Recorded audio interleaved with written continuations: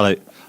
So this talk is about a library which I quite like called Kamon. And at Scala Central, I'm not sure if it was the last one, discussed this with a couple of people, and it turned out not that many people knew it. I don't know if that was just who I was talking to. Is sort of anyone else here use Kamon? If you could sort of put your hands up.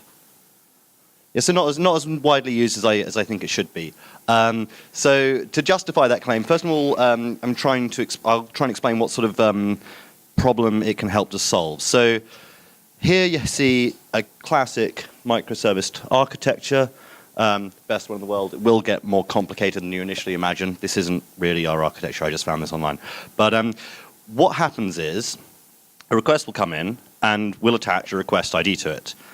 And then at some point, much further down the line, something will go wrong, and we'll want to log an error, notify someone, and we'll want that request ID.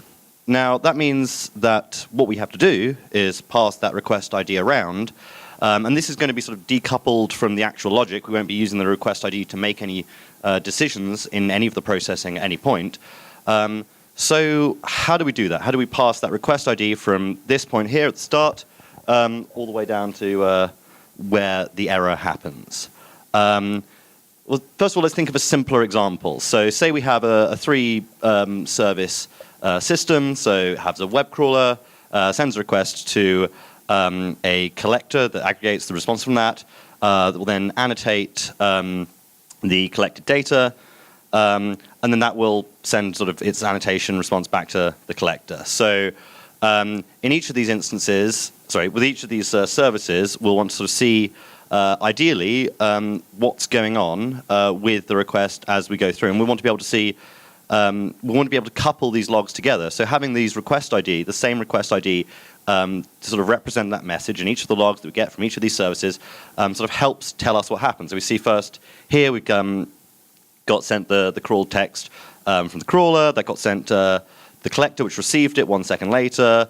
That sent it off to the annotation service, and then 2 seconds after that, we got the response back. And that's something that we can see quite clearly because that request ID is present in the logs. And so that's one of the reasons why we want to pass information like this around between our services. So how do we do this? Well, first of all, this is the logic of the service. Let's say that this is the collector, right? So this is what it's doing is it's going to take some text content from the crawler, and it's going to make a request to our annotations service there.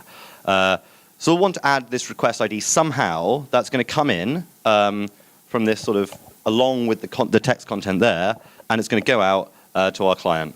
So we want to have something that basically looks a bit like this. And we could do that in one of quite a few ways. Sorry, I skipped over that.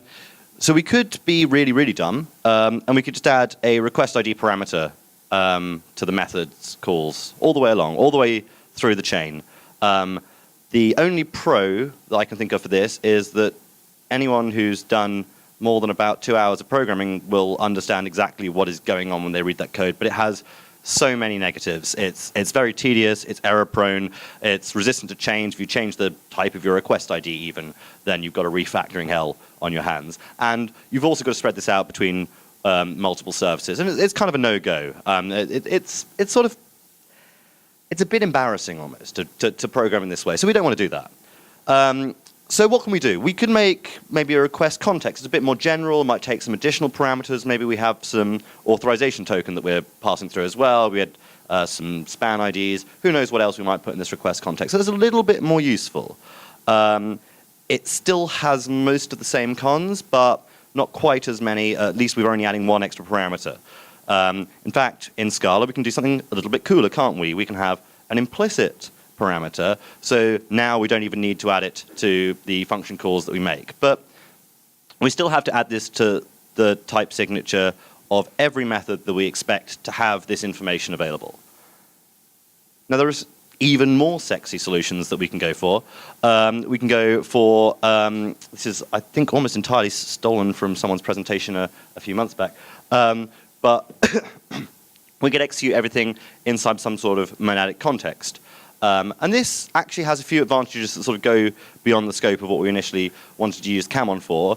But this solution, as with the sort of even sexier functor one, still has some of the same issues that all the other solutions have, which is that it is adding this additional clutter to the type signature. It's an extra thing to keep track of, and it's something that we want everywhere. Having ubiquitous code clutters up signatures because it makes every function look somehow a little bit the same. And we're not really interested in this. We expect our request ID to be passed from the point that a request comes in to everything that we do as a result of that request. And we don't want to have to mess everything up with every single function just because of that. So what Kamon lets us do is not have an additional parameter, not even an implicit parameter, and actually access this, in our case, the request ID, access something from the context without actually having to pass that through explicitly all the way. In fact, this the example here, it's in a def. One of the nice things about Kamon is that you can actually also do this in a lazy val. The first time you call it, it will have whatever the current value at that time, so this context field will be.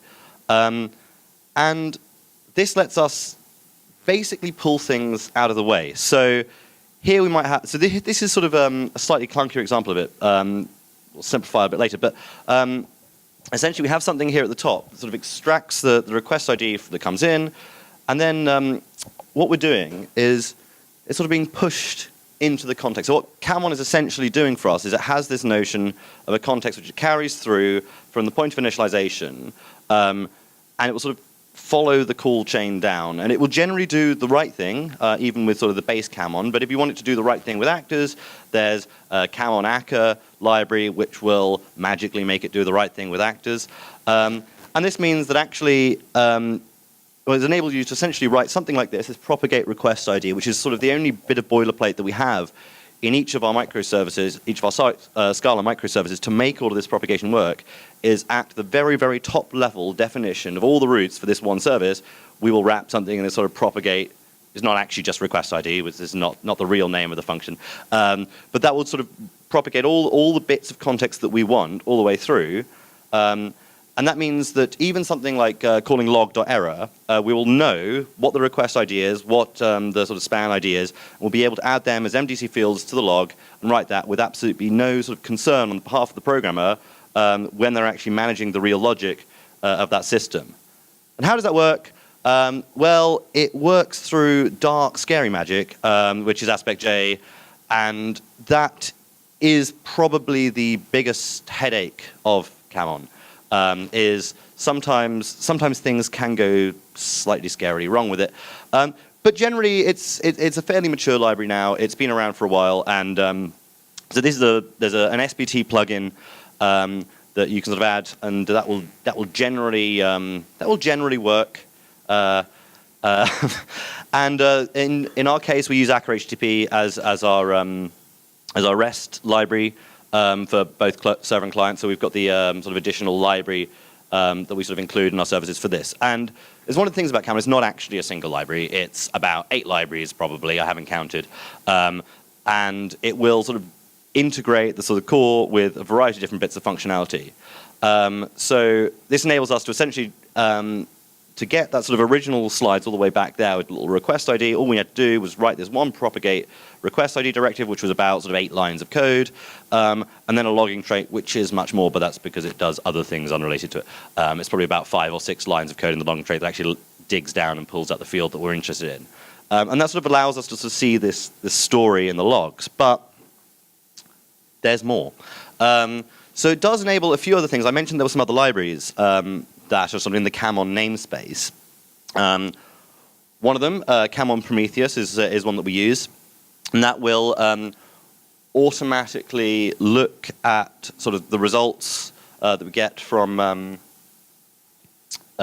HTTP requests, the results of sort of the requests that come in from the HTTP server, because that's all pushed into Kamon. What it's actually enabling, what this library is doing, is it's enabling a reporter, which will essentially take things from the context, things that were pushed into the context for other reasons, with other libraries, with other bits of code, and it will just allow us to start a reporter, and that will push that information up, giving us something like this, not high-level traffic in that particular service, but But this is something we essentially get for free on all of our microservices because they all just use the same core library, which has the Kamon Prometheus library under the hood. So all we do is, again, sort of at the top level and sort of the start of the main function, we just start that Prometheus reporter, and that sort of gives us these metrics by default. And then another one that we use is Kamon Jaeger. Works in a similar way because there's a common context that we're writing to.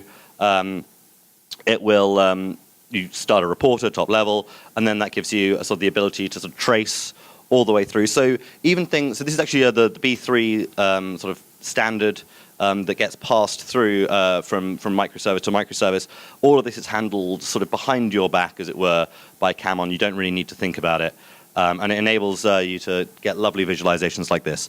And so, yeah, I really like Kamon. We've got all 4 of these sort of arbitrary criteria met here now. So I think we can call that a win.